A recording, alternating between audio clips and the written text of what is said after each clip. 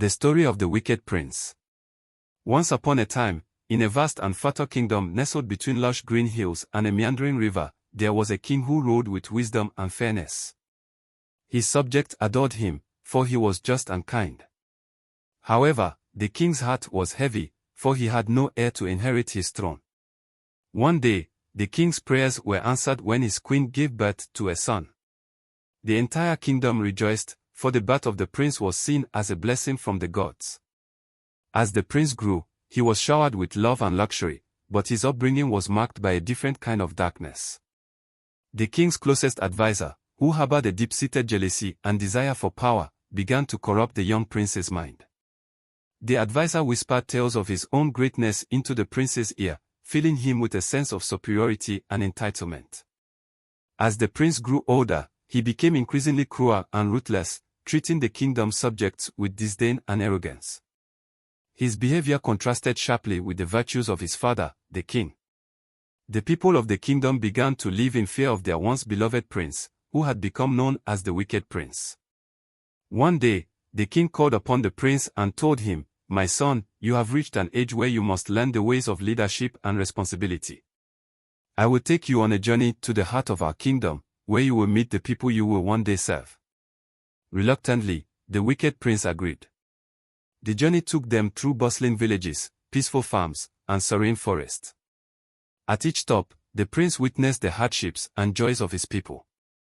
He saw their tireless work, their laughter, and their unbreakable spirit. The prince's heart began to stir, and for the first time, he realized the weight of the crown he would inherit. When they reached the final village, a wise old woman approached the prince. "I have heard of your cruelty, young prince. But I see a flicker of something different in you today. Will you listen to the story of the river and the stone?" she asked. Intrigued, the prince nodded. The old woman began, "Once, a great river flowed through our land. It was pure and full of life, but a huge stone lay in its path. The river could have been angry and tried to destroy the stone, but it chose instead to flow around it, shaping its path gently. Over time, the stone was worn down, and the river continued its course, nourishing the land and its people." The wicked prince pondered the story deeply. The old woman continued, "You see, prince, strength lies not in crushing what stands in your way, but in shaping it and moving forward with grace. Just as the river learned to flow around the stone, so must you learn to lead with wisdom and kindness, shaping the future of your people with patience and love." As they returned to the palace, the prince's heart had changed. He began to rule with the compassion and fairness that his father had always embodied. The wicked prince was no more. In his place, a wise and just ruler emerged. The kingdom flourished under his new leadership, and the people rejoiced.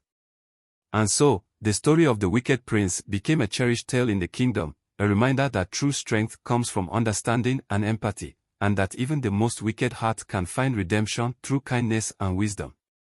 And they all lived happily ever after.